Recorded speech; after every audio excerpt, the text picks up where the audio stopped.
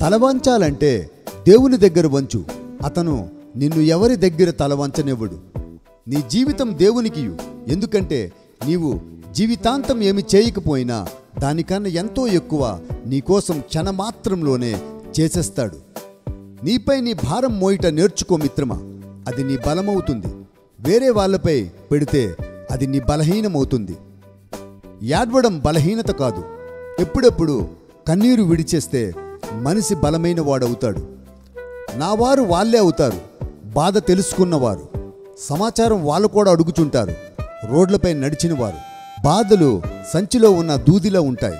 చూస్తుంటామంటే బరువుగా ఉంటుంది, పట్టుకుంటే చులకగా ఉంటుంది. సంతోషం వెదకాలంటే నీకు నీవే వెదకాలి. ఎందుకంటే బాధలకేంటి, ఎవరైనా ఇచ్చి వెళ్ళిపోతారు.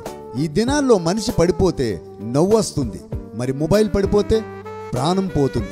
నీటిలో పడిన బకెట్ నిండుగా బయటికి వస్తుంది. జీవితం యొక్క నియమం ఇదే. ఎవరైతే వంగుదురో వాళ్ళే పొందుదురు. ఎవరో నన్ను అడిగారు, జీవితంలో ఏమి చేశావని.